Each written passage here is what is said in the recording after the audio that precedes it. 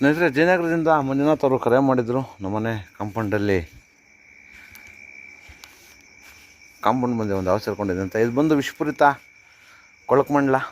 ಇದ್ರ ಬಗ್ಗೆ ಸುಮಾರು ತಪ್ಪು ಕಲ್ಪನೆಗಳಿದೆ. ಇದು ಮುಟ್ಟಿದ್ರೆ ಕೊಳ್ತೋಗುತ್ತೆ ಮತ್ತು ಉಸಿರು ಬಿಟ್ಟರೆ ಕೊಳ್ತೋಗುತ್ತೆ ಅಂತ ಹೇಳ್ತಾರೆ. ತುಂಬ ಸತ್ಯಕ್ಕೆ ದೂರದ್ದು. ಇದು ಅಷ್ಟೇ ಬಲಿಷ್ಠವಾಗಿ ಕಡಿಯುತ್ತೆ. ಕಡ್ದಾಗ ಮಾತ್ರ ಕಡ್ದಿರೋ ಭಾಗ ಕೊಳೆಯೋಕ್ಕೆ ಶುರು ಆಗುತ್ತೆ.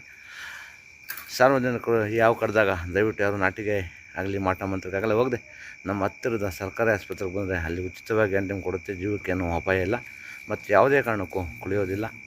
ಇದು ಮುಖ್ಯ ಆಹಾರ ಬಂದು ಇಲಿ ಮತ್ತು ಕಪ್ಪೆಗಳು. ದಯವಿಟ್ಟು ಅವುಗಳನ್ನು ಸಂರಕ್ಷಣೆ ಮಾಡಿ, ಪರಿಸರದ ಕಾಪಾಡಿ. ಎಲ್ಲಾದರೂ ಹೊಳ್ಕೊಂಬಂದಾಗ ನಮ್ಮ ಅರಣ್ಯ ಇಲಾಖೆ ನಂಬರ್ 196 ನಂಬರ್ ಕರೆ ಮಾಡಿ ಅವ್ರು ಬಂದು ಹಾವನ್ನು ಸಂರಕ್ಷಣೆ ಮಾಡ್ತಾರೆ. ಮತ್ತು ಯಾವುದೇ ವಿಷಕಾರಿಗಳು ಕಡಿದಾಗ ದಯವಿಟ್ಟು ಅದು ನಾಟಿಕೆಗಳು ಮಾಟ ಮಂತ್ರಕ್ಕೆ ಹೋಗ್ಬಿಡಿ. ಮತ್ತು ಯಾವುದೇ ಹಾವುಗಳನ್ನು ಕೊಂದರೆ 7 ವರ್ಷಗಳ ಕಠಿಣ ಕಾರಾಗೃಹ ಶಿಕ್ಷೆ ಆಗುತ್ತೆ. ಅದರ ಜೊತೆಗೆ 3 ಲಕ್ಷ ಜುಲ್ಮಾನೆ ಸಹ ಆಗುತ್ತೆ. ದಯವಿಟ್ಟು ಯಾರೂ ಸಹ ಹಾವನ್ನು ಕೊಲ್ಲಕ್ಕೆ ಹೋಗ್ಬೇಡಿ. ಇವು ಪರಿಸರಕ್ಕೆ ಅಗತ್ಯವಾಗಿ ಬೇಕಾದಂಥ ಜೀವಿಗಳು. ಕಾರಣ 40% ಬೆಳೆಯನ್ನು ರೈತನಿಗೆ ಅರಿವಿಲ್ಲದಾಗೆ ಯಾವ ಉಳಿಸ್ತಾ ಇದೆ. ದಯವಿಟ್ಟು ಅವುಗಳನ್ನು ಸಂರಕ್ಷಣೆ ಮಾಡಿ, ಪರಿಸರದ ಕಾಪಾಡಿ. ಧನ್ಯವಾದಗಳು.